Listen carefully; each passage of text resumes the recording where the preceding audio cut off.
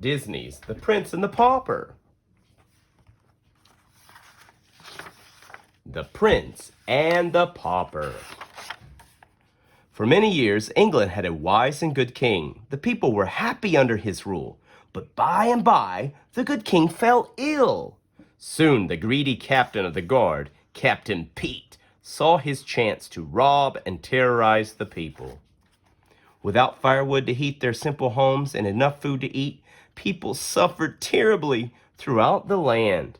It seemed that no one could save the kingdom from the thieving Captain Pete, until one day... "Kindling! Fresh kindling!" called Mickey. Beside him, Goofy shouted, "Get your snow cones here, Plain and Rock and Twig." The two friends were hungry and cold, but they tried to make the best of things. Suddenly, a coach full of Captain Pete's soldiers spun around a corner, spraying snow in Mickey's and Goofy's faces. Mickey's dog Pluto shook the snow from his snout and took off after them. Mickey chased Pluto all the way to the castle. When one of Pete's guards caught sight of Mickey, he bowed so low that his nose almost touched the ground. "Welcome home, young prince," he said. "You fool," growled Captain Pete. "Don't you know the prince is still up in his room?" He grabbed Mickey and was about to throw him out when the prince called down to Captain Pete. "That is no way to treat one of my subjects. Unhand the lad and send him up to me." As Mickey tried to find the prince's room, he stared at the luxurious castle furnishings. He was so busy looking around that he forgot to watch where he was going. With a loud crash, he stumbled into several suits of armor.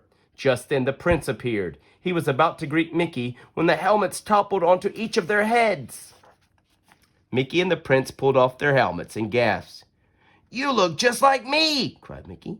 "No, no, no!" cried the prince. "You mean you look just like me? Exactly like me." Then the prince had an idea. "I could take your place for just one day. I'm tired of being a prince," he said. "I'm tired of studying and fencing and never having time for myself. I'd like to see what's going on outside these castle walls." "If we swapped clothes," he told Mickey, "you could live like a prince for a while, and I could walk around the kingdom just like an ordinary citizen." "But don't you know how to be a prince?" said Mickey. "Don't worry," said the prince as he gave Mickey some royal clothes. "To govern, you need only to say, 'Splendid idea! I'm glad I thought of it.' And, 'Guard, seize him!'" The prince put on Mickey's clothes, climbed through the window, and slid down a vine. "I'll be back in the wink of an eye," he called. Mistaking the prince for Mickey, Captain Pete grabbed him as soon as he could reach the ground. Then he placed the prince in a catapult and fired him over the castle wall. "And stay out!" Captain Pete shouted. The prince landed on his face in the snow, and Goofy and Pluto ran over to help him. As soon as Pluto sniffed the prince, he knew it wasn't his master Mickey. So Pluto trotted off to the castle gate to wait for the real Mickey. "Gosh, Mickey," cried Goofy, "you shouldn't jump over the walls and land on your head like that. You could get hurt." Of course, the prince had no idea who Goofy was.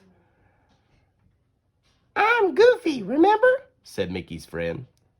"So I see, my good man," the prince mumbled. "But I really must be going. Ta-ta!" Now Goofy was really confused. Mickey had certainly never talked this way before.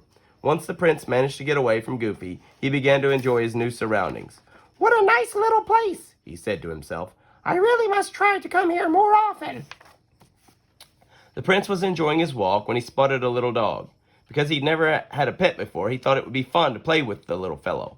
But the little dog had bigger friends who thought about chasing the prince was even more fun. Back at the castle, Mickey was quickly becoming bored with the life of a prince. He didn't like spending his day taking all those lessons, not when he could be eating instead. Mickey licked his lips as Donald, the prince's butler, carved a giant turkey. Mickey was about to help himself, but Donald pushed him away. Your Highness," said Donald. "Not yet, remember? I have to taste it first. What if one of your enemies is trying to poison you?" "What enemies?" asked Mickey, but Donald didn't answer. His mouth was too full, and before Mickey could even get a taste, Donald gobbled up everything on the platter. Outside the castle, the real prince quickly discovered that the greatest enemies of townspeople were the king's own soldiers. Captain Pete had been ordering his men to steal everything they could carry. The prince was horrified. As your prince, I command you to give back everything that you have stolen, he declared. Prince, scoffed a soldier. Oh, I get it. You forgot to wear your crown today, he said as he clobbered the prince with a pumpkin. How's that for a crown? Ha ha ha! Then the prince remembered something. I can prove I'm the prince, he shouted. He showed them his royal ring, the only thing he had brought from the castle. Everyone bowed before the prince when they saw it, even the soldier who had a carton full of stolen food. It is the prince, he cried. The prince quickly took charge of the food and began to give it back to the hungry people. He handed out loaves of bread and chickens and sausages and hams until all the food had been returned. Hooray for the prince! Shouted the happy crowd. Not everyone was happy about the prince's kindness, least of all Captain Pete's spies, who ran off to tell him about what the prince was up to. Pete quickly found the prince and had him thrown into the castle dungeon. Donald was in prison too. The prince wept as he saw the old cold stone floor. Because he had changed places with Mickey, he had not been with his father when the king died, and now Mickey, the pauper, would be crowned king. Suddenly there was the sound of heavy footsteps. Donald and the prince peered through the cell door to see a tall, dark figure coming toward them. He was carrying a very sharp axe. It's the royal executioner, gasped Donald. Captain Pete must have sent him. The prince and Donald shuddered as the executioner approached. To their great surprise, he tripped on his long robe and knocked the guards unconscious with the side of his axe. Gosh, I sure am sorry, cried Goofy as he pulled off his hood. Donald grabbed the keys from Goofy and unlocked the door. Meanwhile, Captain Pete continued his evil plan. He was forcing Mickey to become a new king. To make sure that Mickey would obey his orders, Pete had kidnapped Pluto. Pete knew that Mickey would never do anything to put his dog in danger. With Mickey on the throne, Captain Pete would control the kingdom. Just as the crown was about to be placed on Mickey's head, Mickey ducked and said, Stop! Captain Pete is a traitor! Guards, seize him! The boy is an impostor, shouted Pete. But I am not, called out the prince, bursting into the room. As he rushed towards Captain Pete, he snatched a sword from the guard, and the fight was on. Goofy and Donald were doing their best to help the prince. Donald swung his axe and sliced the ropes that held up the chandelier. It fell down on a whole crowd of soldiers. When the brave prince knocked Pete's sword out of his hand, the townspeople cheered. Off to the dungeon with them, commanded the prince. The townspeople tied up Pete and his men and led them away. Then it was time for the ceremony. The real prince was crowned king, and the people could feel safe once more with a kind and generous ruler. The people all lived happily ever after, thanks to Mickey, Goofy, and Donald. The end.